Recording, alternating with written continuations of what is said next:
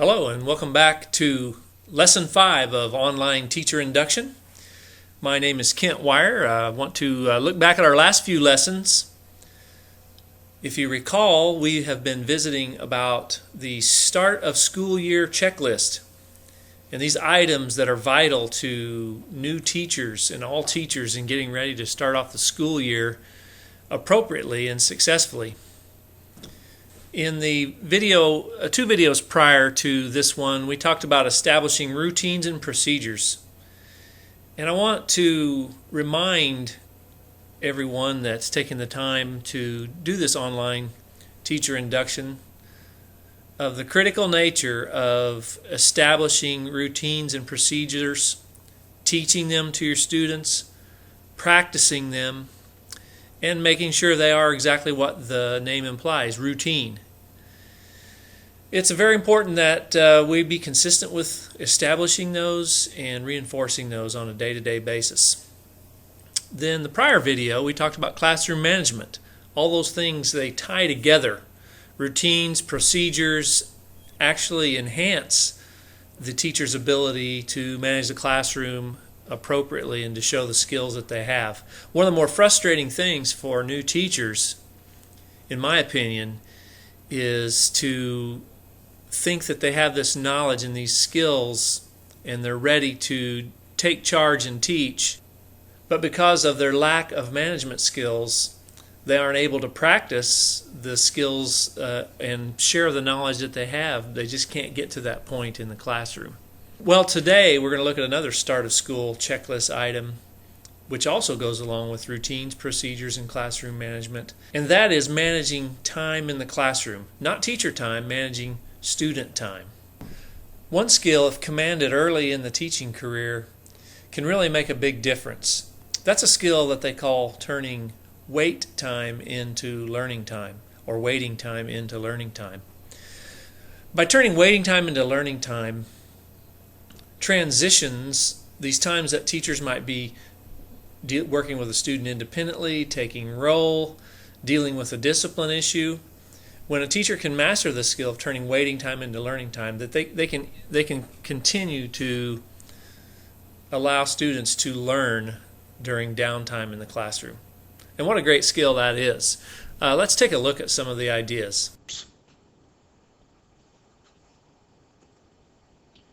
The next piece we want to talk about in our PowerPoint is time management planning.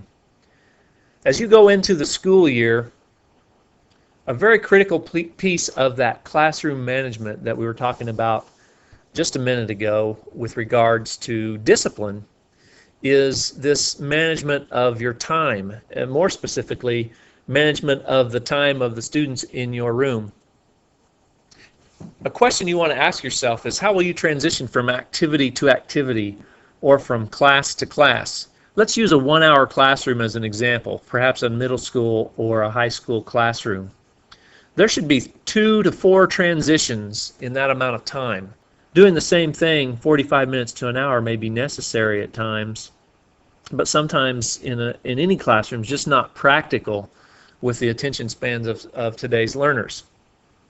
So you have to plan transitions from activity to activity or from class to class. In an elementary classroom, this would be appropriate as activity to activity, maybe even every 7 to 10 minutes.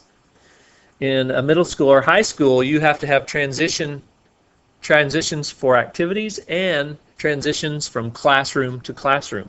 So these are things that you should think about ahead of time and not just react to them and think on the fly. Think through of how a classroom might transition and then be prepared.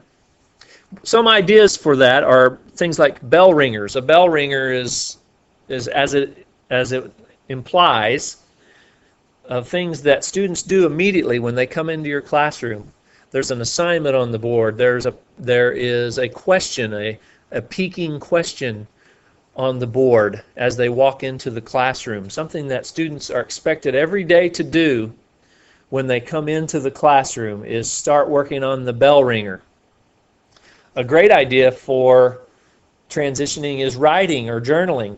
All buildings have some type of writing across the curriculum initiative, it seems. So if you're a math teacher or a science teacher or social studies teacher, look at supporting this initiative by writing or journaling. A very high-level Bloom's taxonomy idea is having students, what do you know that you didn't know? At the end of a classroom, let's say you finish 3 minutes early, 4 minutes early, 5 minutes early, or you plan to finish 3 to 5 minutes early every day, because every day you are going to end with a transition activity of journaling or writing. What do you know that you didn't know before class? What do you know now that you didn't know last week about this class? What do you know now that you didn't know last week about this topic? Tell me what you know. This could be a pre-writing assignment, a pre-activity transition, or a post-activity transition. Tell me all you know about this topic or that topic. So writing or journaling, great transition time activities. So you could use those as bell ringers, end of class, or transition exercises. How are you going to manage your time? Think about it beforehand. Plan to teach students how to manage these activities. Plan to practice those activities. Well, that just about wraps up Lesson 5, and hope you've learned a little bit about turning waiting time into learning time. Why don't you go ahead while you're thinking about this and think of some ways that you are going to do just that. Turn wait time into learn time. What transitions are you going to use from the start of the class, anytime you transition, to end the class, or anytime you're interrupted? Our students can be trained enough in routines and procedures to go right into the activity that you ask them to go into while you're taking care of something else. Well, also take this opportunity to ask you a question. Have you started identifying the routines and procedures that you're going to teach your class to start this coming school year?